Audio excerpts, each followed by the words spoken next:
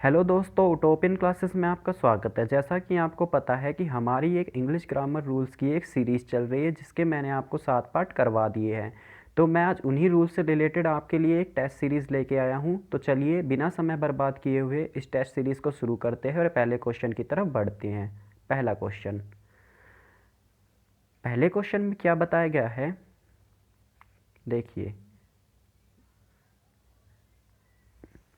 पहले क्वेश्चन में क्या पूछा गया है कि देयर ब्लैंक कैन या could be the remote of this music set. मैंने आपको क्या बताया था कि जो रिमोट पॉसिबिलिटी होते हैं उसमें हम कैन का प्रयोग करते हैं। मैंने उस पर एग्जांपल क्या दिया था कि there be the a bomb. हाँ, याद आ गया। There be a bomb in your set, there could be a bomb. हाँ, एग्जाम्पल ये था, there could be a bomb in your seat, यानी कि अंडर यूर सीट, कि तुम्हारी सीट के नीचे एक बॉम्ब है। तो इसलिए रिमोट पॉसिबिलिटी हो तब हम कुड का प्रयोग करते हैं। तो यहाँ पर आएगा there could be a bomb, sorry, there could be the remote of this music set.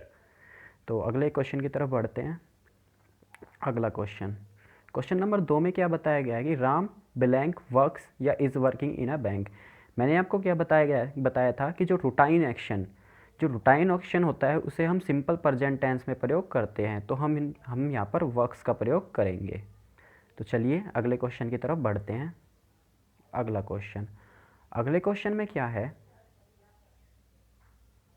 अगले क्वेश्चन में है he blank himself according to circumstances. अब मैंने इसमें क्या है देखना, एडोप्ट, अडेप्ट और अडोप्ट, ये सॉरी अडेप्ट है, ये ए है।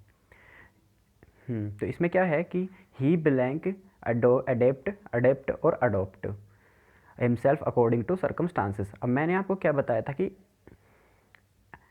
इस अडेप्ट का मतलब होता है वो अपने आप को ढालना, इस अडेप्ट का निपुण, इसका होता है निपुण, और इस अडोप्ट का मतलब होता है गोद लेना। तो मैंने आपको क्या बताया था कि जब हम किसी को ढालने के लिए करें तो हम अडेप्ट का प्रयोग करेंगे, निपुण के लिए अडेप्ट और गोद लेना अडोप्ट। तो यहाँ पे क्या बताया गया है, he adept himself according to circumstances, मतलब कि वो सभी सर्कमस्टांसेस के अकॉर्डिंग अपने आप को ढाल लेता है। तो हम यहाँ पर अडेप्ट का प्रयोग करेंगे।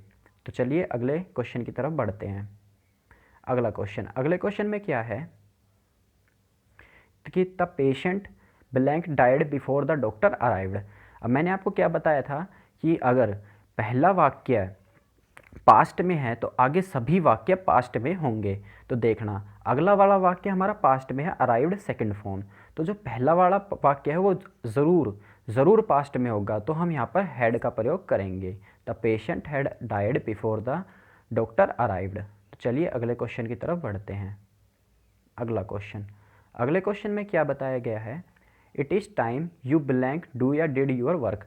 अब मैंने क्या बताया था कि it is time, it is about time, it is high time का प्रयोग कभी भी सब्जेक्ट के रूप में हो और उसके तुरंत बाद कोई नाउन आए तो हम उसके बाद वर्ब की सेकंड फॉर्म यानी कि पास्ट सिंपल का प्रयोग करेंगे। तो वर्ब की सेकंड फॉर्म यहाँ पर डिड है। डिड कैसे हुई वर्ब की सेकंड फॉर्म, आप तो सोचेंगे कि ये हेल्पिंग वर्ब भी होती है, ये हम इसे वर्ब की सेकंड फॉर्म भी बता रहे हैं। तो देखना, ये डू की सेकंड फॉर्म होती है, डू, डिड और डन। डू एकमात्र ऐसी, मतलब डू जो है वो हेल्पिंग वर्ब और मेन वर्ब दोनों रूप में कार्य करती है। तो चलिए अगले क्वेश्चन की तरफ बढ़ते हैं। उम्मीद है कि आपको ये सब समझ आ रहे होंगे। चलिए अगले क्वेश्चन में क्या है कि the result of the two cases which of the murder has declared. अब मैंने क्या बताया था कि जो हमारी वर्ब है वो हमारे मेन सब्जेक्ट के अनुसार आनी चाहिए। कई बार हम क्या करते हैं कि जो हम वर्ब है उसे हम नज़दीक वाले नाउन्स के साथ रिलेट करने की कोशिश करते हैं, लेकिन जो ये रूल है वो इस इस इस जो ये क्वेश्चन है इसमें वो रूल काम नहीं आएगा। इसमें क्या आएगा कि जो मैंने आपको बताया था हु विच और दैट को वो रिलेटिव प्रोनाउन कहलाते हैं। रिलेटिव प्रोनाउन मतलब लिंकिंग प्रोनाउंस। तो मैंने क्या बताया था कि जो वर्ब है वो रिलेटिव प्रोनाउन के जस्ट बाद, यानी कि जो जस्ट पीछे जो नाउन है उसके अनुसार जो वर्ब आएगी। तो यहाँ पर रिलेटिव प्रोनाउन विच, उसके तुरंत पीछे क्या है, केसेस। केसेस प्लूरल नाउन है, इसलिए हम यहाँ पर आर का प्रयोग करेंगे। The result of the two cases which are of murder has declared. देखना, द रिजल्ट यहाँ पर मेन सब्जेक्ट है, हैज़ सिंगुलर वर्ब है, इसलिए हमने यहाँ पर हैज़ का प्रयोग किया है, क्योंकि यहाँ पर सिंगुलर नाउन का प्रयोग है, इसलिए हैज़ सिंगुलर वर्ब का प्रयोग किया है। चलिए अगले क्वेश्चन की तरफ बढ़ते हैं। अगले क्वेश्चन में क्या है, the price of 2 apples blank is very high. अब जो मैंने आपको रूल बताया था कि जो मेन सब्जेक्ट के अनुसार हमारी वर्ब आएगी वो इसमें काम आएगा। देखना, the price of 2 apples is very high. अब मैंने क्या बताया था कि हम कई बार जो वर्ब है वो नज़दीक वाले सब्जेक्ट के अनुसार मैच करते हैं, लेकिन ऐसा गलत है। कई बच्चे देखते ही 2 एप्पल्स हैं, हाँ तो आर पुट कर दिया, लेकिन यहाँ पर वर्ब प्राइस के अनुसार आएगी कि द प्राइस, यानी कि जो मूल्य है, जो भाव है, दो सेबों का वह बहुत ज़्यादा है, इसलिए हम यहाँ पर इसका प्रयोग करेंगे। चलिए अगले क्वेश्चन की तरफ बढ़ते हैं। अगले क्वेश्चन में क्या है, the furniture that you boat last month is या आर वेरी एक्सपेंसिव। अब मैंने आपको क्या बताया कि the furniture, baggage, luggage, news, permission, innings, postage, wastage, money, jewellery, ये सभी सिंगुलर नाउन होते हैं। यानी कि ये सभी सिंगुलर मतलब एक अनकाउंटेबल नाउन होते हैं जिनकी गिनती नहीं कर सकते, इसलिए हम यहाँ पर जितने भी अनकाउंटेबल नाउन होते हैं सभी के साथ सिंगुलर वर्ब का प्रयोग करते हैं, इसलिए यहाँ पर इसका प्रयोग करेंगे। तो चलिए अगले क्वेश्चन की तरफ बढ़ते हैं। अगले क्वेश्चन में क्या है, a number of students blank present today class. अब मैंने क्या बताया था कि a number of, a large number of, a great number of के बाद सब्जेक्ट वो नाउन तो होता है, वो प्लूरल होता है, लेकिन वर्ब भी प्लूरल आती है, तो इसमें प्लूरल वर्ब आर का प्रयोग करेंगे। तो चलिए, लेकिन जो द नंबर ऑफ होता है उसके साथ वो जो नाउन होता है वो तो प्लूरल आता है और वर्ब सिंगुलर आती है, तो इसलिए हम यहाँ पर ए नंबर ऑफ स्टूडेंट्स प्लूरल हो गया और वर्ब भी प्लूरल आर का प्रयोग करेंगे। तो चलिए अगले क्वेश्चन की तरफ बढ़ते हैं। अगले क्वेश्चन में क्या बताया गया, ही इज़ एडिक्टेड टू ये ब्रैकेट में दिया है ड्रिंक। अब मैंने क्या बताया था कि जितनी भी प्रीपोजिशन होती है उनके बाद जिरंड वर्ब की फर्स्ट फॉर्म प्लस आईएनजी का प्रयोग करते हैं।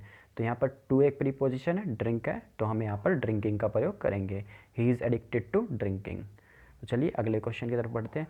दोस्तों ये जितने भी किए थे अभी हमने फिल इन द ब्लैंक किए थे, लेकिन अब जो हम आगे 10 क्वेश्चन करेंगे वो हम सब कॉमन एरर से रिलेटेड करेंगे। कॉमन एरर क्या होता है कि आपको 4 पार्ट दिए होंगे, उनमें से किसी एक पार्ट में गलती होगी या किसी में भी नहीं होगी।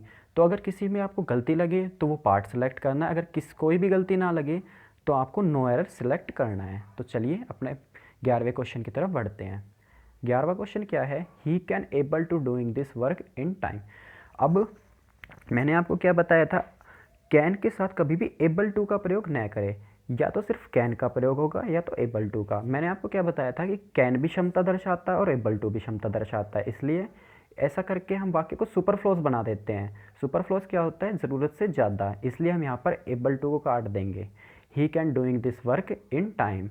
अब हम यहाँ पर एक चीज़ और कि मॉडल के बाद हमेशा वर्ब की फर्स्ट फॉर्म का प्रयोग होता है, या तो हम कैन को काटेंगे या एबल टू को। अगर हम कैन को काटते हैं तो हम यहाँ पर तब तो ये वाक्य सही है कि he able to doing this work, लेकिन अगर हम एबल टू को काटते हैं तो हमें डूइंग को भी काट कर डू करना होगा। ठीक है, समझ आ गया होगा। तो चलिए अगले क्वेश्चन की तरफ बढ़ते हैं। अगले क्वेश्चन में क्या है, द वेदर ऑफ टमोरो में लाइकली टू हेजी। अब मैंने आपको क्या बताया था कि मे के साथ कभी भी लाइकली टू का प्रयोग न करें। मे के साथ हम लाइकली टू और पॉसिबली का प्रयोग नहीं करते, और प्रोबेबली, हाँ, लाइकली टू, पॉसिबली और प्रोबेबली मे के साथ इन तीनों वर्ड्स का प्रयोग नहीं किया जाता, तो हम यहाँ पर लाइकली टू को काट देंगे। तो चलिए अगले क्वेश्चन की तरफ बढ़ते हैं। अगले क्वेश्चन में क्या है, the number of soldiers were martyred in the battle of Bharat and Pakistan. अब मैंने क्या बताया था कि आपको, तो नंबर ऑफ के साथ तो नाउन तो है वो प्लूरल आएगा, लेकिन वर्ब सिंगुलर आएगी, तो इसलिए हम यहाँ पर वर्ब की जगह वाज का प्रयोग करेंगे कि the number of soldiers was martyred in the battle of Bharat and Pakistan. Martyred का मतलब होता है दोस्तों शहीद, यानी कि जो नंबर ऑफ यानी कि कुछ सैनिक, ये हमारी सर्टेन नंबर यानी कि एक अनिश्चित संख्या को दर्शाता है, इसलिए हम यहाँ पर वाज सिंगुलर वर्ब का प्रयोग करेंगे। और जैसा कि मैंने बताया था मर्टायर शहीद, तो आपको एक वोकैब भी मिल गया होगा यहाँ पर, ये आपको याद रखना है, मर्टायर शहीद। तो चलिए अगले क्वेश्चन की तरफ बढ़ते हैं। अगले क्वेश्चन में क्या है, the statics of the demography of this year is very high. देखो डेमोग्राफी, एक और आपको वो कैब मिल गया। डेमोग्राफी क्या होता है, जो जन्म और मृत्यु का ब्यौरा रखा जाता है उसे हम डेमोग्राफी कहते हैं। तो इसमें क्या है, the statics of the demography of this year is very high. अब मैंने आपको क्या बताया था कि जो जन्म मृत्यु के आंकड़े, जब कभी भी स्टैटिक्स का मतलब आंकड़े को दर्शाना हो तब हम वहाँ पर प्लूरल वर्ब का प्रयोग करेंगे। तो यहाँ पर इसका नहीं आर का प्रयोग होगा, आर। तो चलिए अगले क्वेश्चन की तरफ बढ़ते हैं। अगला क्वेश्चन, अगले क्वेश्चन में क्या है, mister Sharma gave advice to mister Shukla to not smoke in public place. अब मैंने आपको दो वर्ड बताए थे, एक तो एडवाइस और एक एडवाइस जिसमें सी हो। इस एडवाइस में एस ई और इस एडवाइस में सी ई। देखना दोस्तों, ये जो एस ई वाला प्रयोग होता है ये हम वर्ब के लिए प्रयोग करते हैं, लेकिन जो सी ई वाला प्रयोग होता है वो नाउन के लिए। वर्ब तो यहाँ पर गेव हो गया, लेकिन ये जो है ये हमारी दोबारा वर्ब आ रही है, लेकिन हम दोबारा वर्ब का नहीं, यहाँ पर एक नाउन का प्रयोग करेंगे। तो यहाँ पर ये वाला एडवाइस का प्रयोग नहीं होगा, यहाँ पर ADVICE वाले एडवाइस का प्रयोग होगा। तो यहाँ पर इसमें गलती है। तो चलिए अगले क्वेश्चन की तरफ बढ़ते हैं। अगला क्वेश्चन,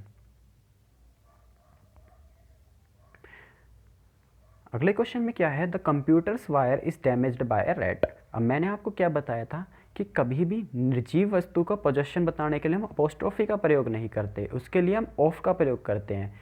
तो इसमें आएगा the wire of computer is damaged bye rat. तो हम यहाँ पर इस अपोस्ट्रोफी एस को काट देंगे। तो चलिए अगले क्वेश्चन की तरफ बढ़ते हैं। अगला क्वेश्चन, अगला क्वेश्चन क्या है, the bridal of this wedding is run away with another boy. The bridal of this wedding is run away with another boy. तो मैंने आपको क्या बताया था कि आपको मैंने दो वर्ड बताए थे, ब्राइडल और एक ब्राइडल, जिसमें DLE हो और DAL हो। तो जो DAL होता है वो दूल्हा दुल्हन से संबंधित होता है, ये वाला DAL वो दूल्हा दुल्हन से संबंधित होता है, और ये होता है लगाम, घोड़े की लगाम। तो यहाँ पर ये ब्राइडल नहीं आएगा, यहाँ पर BRIDAL वाला ब्राइडल आएगा। तो यहाँ पर ए पार्ट में गलती हो गई। तो चलिए अगले क्वेश्चन की तरफ बढ़ते हैं। अगला क्वेश्चन, अगले क्वेश्चन में क्या है, either of the 5 student is not here. अब मैंने आपको क्या बताया था कि कभी भी दो में से किसी एक का चुनाव करना हो तो हम आइदर ऑफ का प्रयोग करते हैं, लेकिन दो से अधिक का में से किसी को चुनना हो तो हम एनी ऑफ या वन ऑफ का प्रयोग करते हैं, न कि आइदर ऑफ का। तो यहाँ पर आइदर ऑफ की जगह एनी ऑफ या वन ऑफ का प्रयोग करें। तो यहाँ पर आइदर ऑफ वाले पार्ट में गलती हो गई। चलिए अगले क्वेश्चन की तरफ बढ़ते हैं। अगला क्वेश्चन, अगले क्वेश्चन में क्या बताया गया है, both the boys do not complete this take to not complete this task आएगा, यहाँ पर टेक नहीं आएगा, टास्क आएगा इन टाइम।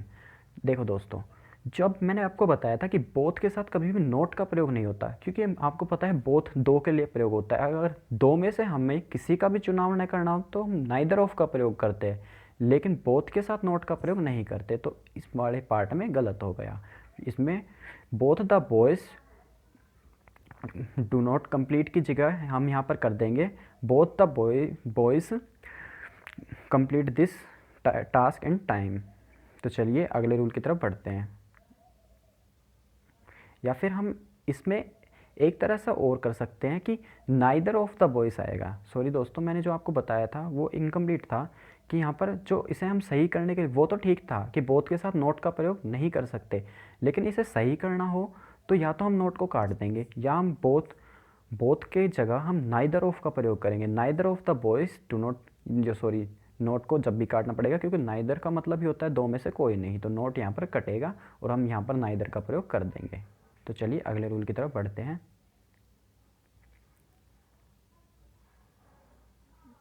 अगला क्वेश्चन क्या है, Ram along with his parents are going to the party. अब मैंने आपको क्या बताया था कि with, along with, together with, and not, in addition to, but, besides, rather than, इन वर्ड्स का प्रयोग होने पर जो वर्ब आएगी वो पहले वाले नाउन के अनुसार वर्ब का प्रयोग होगा।